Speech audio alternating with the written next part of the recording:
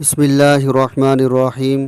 یا اللہ تو رحمان ہے، یا اللہ تو رحیم ہے، یا اللہ تو کریم ہے، یا اللہ میں بے بس ہوں، بے سہارا ہوں، میرے مسئلے کا حل تیرے سوا کسی کے پاس نہیں۔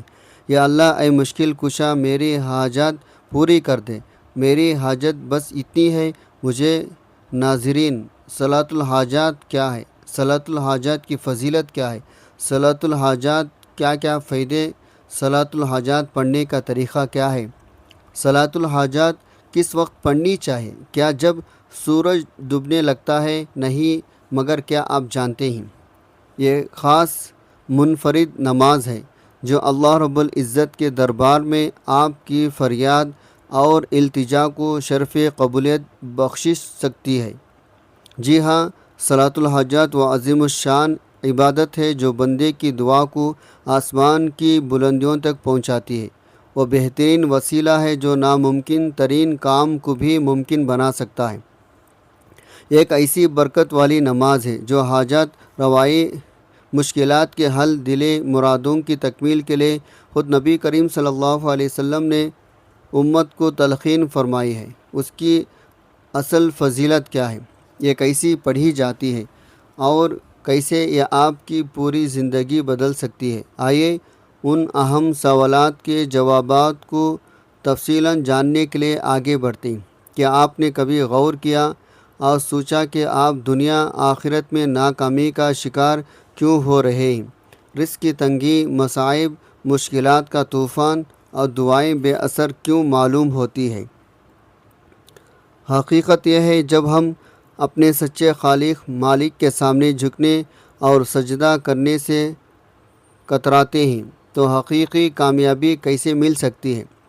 نماز صرف ایک عام عبادت نہیں بلکہ مومن اور کافر کے درمیان حد فاصل ہے۔ پیران پیر غوث العظم شیخ عبد القادر جیلانی رحمۃ اللہ علیہ اس مضمون میں یہاں تک سخت فرماتے ہیں: جو شخص 3 جمعے جان بوجھ کر چھوڑ دے اسے مسلمانوں کے قبرستان میں دفن نہ کرو، اس کے گھر کو آگ لگا دو۔ سوچے، جب نماز ترک کرنے پر ایسی سخت وعید وارد ہے تو پھر کامیابی کیسے ممکن ہو سکتی ہے؟ لوگ دنیا بھر کے وظائف عملیات تو کرتے ہیں مگر اصل نماز سے غفلت برتتے ہیں، پھر شکوہ کرتے ہیں ہماری دعا قبول نہیں ہو رہی ہے۔ یاد رکھیں، جب تک آپ سچے پکے نمازی نہیں بنیں گے، کوئی وظیفہ، کوئی عمل، کوئی دعا فائدہ نہیں دے گی۔ تو کیوں نہ آج ہی سچی توبہ کریں اور نماز کی پابندی کو اپنی زندگی کا لازمی حصہ بنا لیں۔ یہی پہلا قدم ہے حقیقی کامیابی کی طرف۔ نماز کی فضیلت، اس کی رفعت شان کو سمجھنے کے لیے صرف اتنا ہی کافی ہے۔ نماز کے علاوہ جتنے بھی عبادتیں نازل ہوئے مسلمانوں پر، جن کا احکام شریعہ کو لازماً کیا گیا، جن کی ادائیگی کا انہیں مکلف بنایا گیا، وہ تمام اسی دنیا میں نازل ہوا اور حضرت جبرائیل امین کے واسطے سے نازل کیا گیا۔ مگر قربان جائیں نماز کی عظمت اور اس کی برتری پر اندازہ لگائیں نماز کتنی اہم ترین عبادت ہے۔ اللہ تعالیٰ نے جناب محمد رسول اللہ صلی اللہ علیہ وسلم کو دربار شاہی معراج کی رات میں بغیر کسی واسطے کے آپ صلی اللہ علیہ وسلم کو اس اہم ترین عبادت کا حکم دیا۔ حدیث مبارکہ میں آتا ہے، جب بھی کسی کو کوئی اہم حاجت ہو وہ وضو کر لے، خالص دل سے 2-4 رکعت صلاۃ الحاجت ادا کرے اور پھر اللہ کے حضور عاجزی کے ساتھ دعا کریں، وہ دعا رد نہیں کی جائے گی۔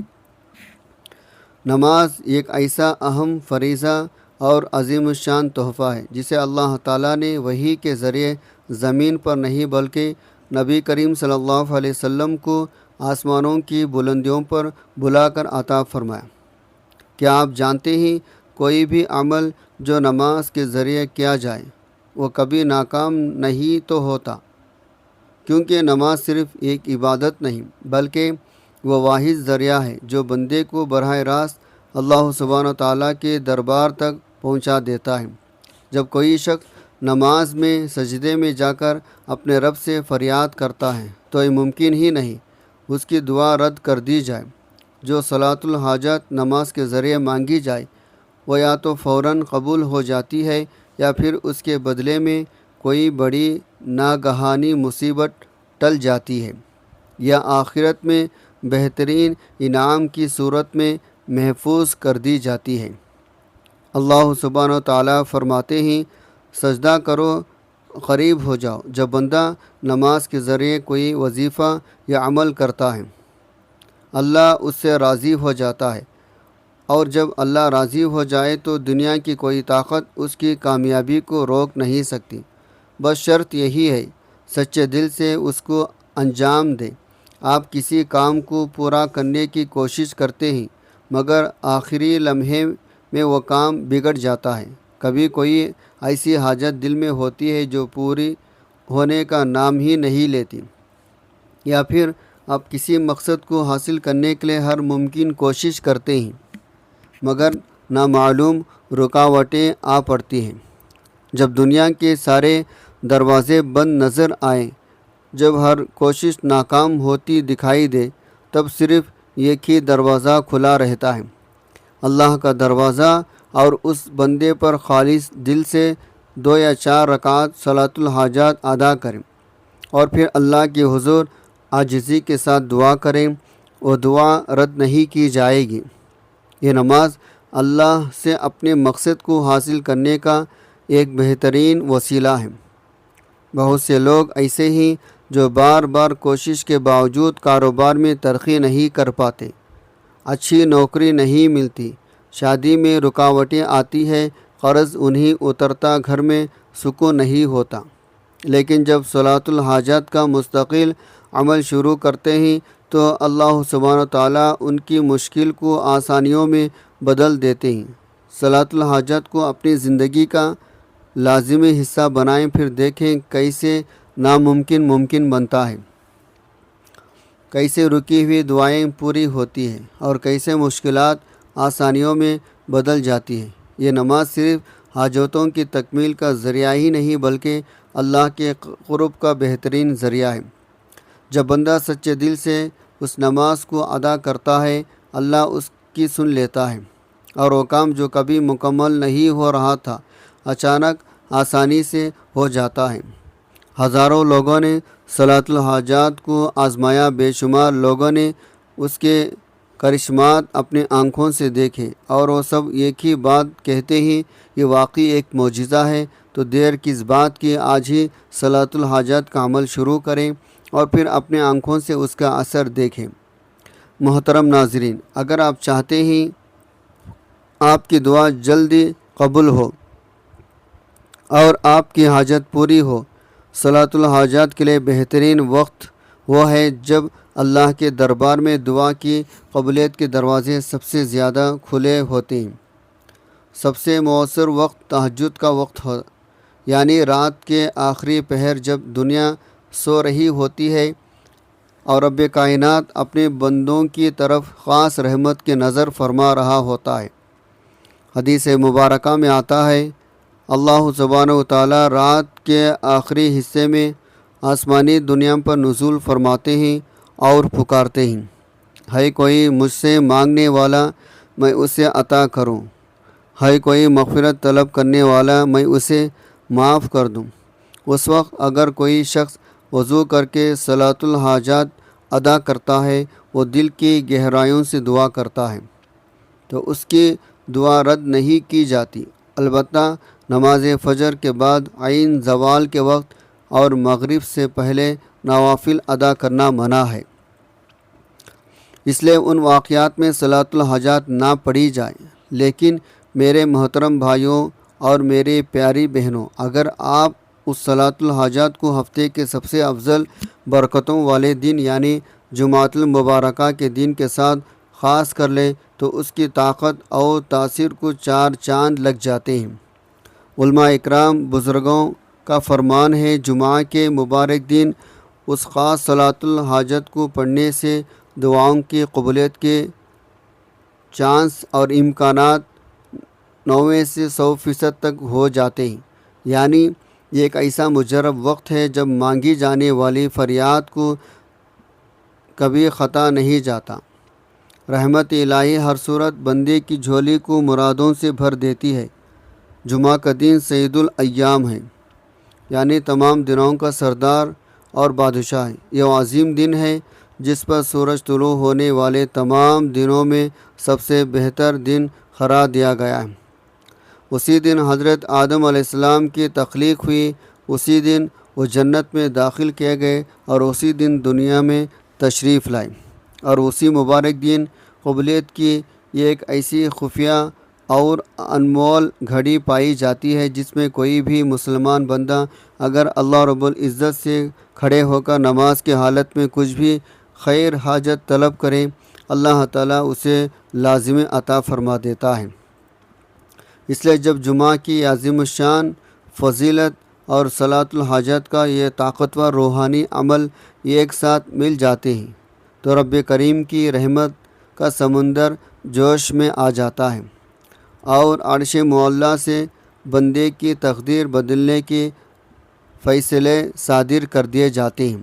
اگر آپ کے کاروبار میں سالہ سال سے بندش ہے، نوکری ملنے کی تمام اسباب ختم ہو چکے ہیں، اولاد کے رشتے میں مسلسل رکاوٹیں آ رہی ہیں، یا کوئی ایسی سنگین بیماری اور پریشانی ہے جس نے آپ کا ذہنی سکون تباہ کر دیا ہے، تو جمعہ کے دن اس نماز کو پڑھنا اپنی زندگی کا مستقل معمول بنا لیں، کیونکہ جب آپ جمعہ کے دن تمام دنیاوی مصروفیات کو چھوڑ کر سچے دل سے مصلی پر بیٹھتے ہیں، صلاۃ الحاجات ادا کرتے ہیں، تو وہ نماز سیدھے بارگاہ الہی میں پیش کی جاتی ہے۔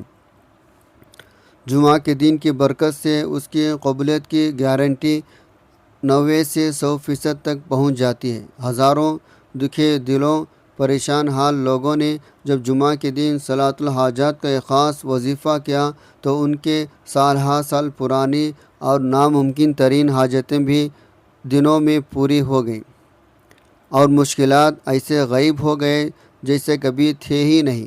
محترم ناظرین، ہم بات کر لیتے ہیں صلاۃ الحاجات پڑھنے کا طریقہ کیا ہے۔ آپ کو اپنے نوافل صلاۃ الحاجات کی نیت کر لینی ہے۔ میں نیت کرتا ہوں 2 رکعت صلاۃ الحاجات کے واسطے اللہ تبارک و تعالیٰ کے منہ میرا کعبہ شریف کے طرف، اللہ اکبر۔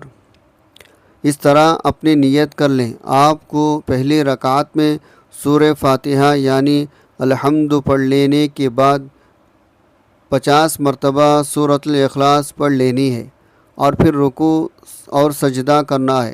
اب آپ کو ہر سجدے میں سجدے کی تسبیح سبحان ربی 3 مرتبہ پڑھ لینے کے بعد قرآن پاک کی سب سے مشہور آیت کریمہ لا الہ الا انت سبحانک انی کنت من الظالمین، اس کو 50 مرتبہ پڑھ لیں۔ اب پھر دوسری رکعت کے لیے کھڑے ہو جانا ہے۔ اب دوسری رکعت میں بھی آپ کو پہلی رکعت کی طرح سورہ فاتحہ کے بعد 50 مرتبہ سورہ اخلاص پڑھ لینے ہیں۔ پھر دوسری رکعت کے دونوں سجدوں میں سبحان ربی الاعلیٰ 3 مرتبہ پڑھ لینے کے بعد آیت کریمہ لا الہ الا انت سبحانک انی کنت من الظالمین کو 50 مرتبہ پڑھ لینے ہیں۔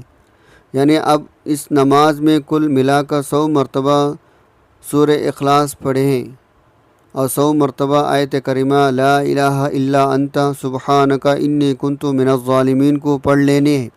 جب آپ صلاۃ الحاجات کی 2 رکعت ادا کر چکے ہیں تو یہی وہ لمحہ ہوتا ہے جب اللہ کے دربار میں اپنے حاجت پیش کرنی ہے، اور یہ عام دعا نہیں ہونی چاہیے، یہ وہ دعا ہونی چاہیے جو دل کی گہرائیوں سے نکلے، جس میں آنکھوں کے آنسو گواہی دیں آپ کی فریاد حقیقی ہے، جس میں دل کی سچائی اور اللہ پر کامل بھروسہ جھلکنے، دونوں ہاتھوں کو بلند کریں، اپنے گناہوں کا اعتراف کریں، اللہ کے سامنے بالکل اس طرح جھک جائیں جیسے کوئی بے سہارا غلام اپنے آقا کے سامنے گڑ گڑاتا ہے۔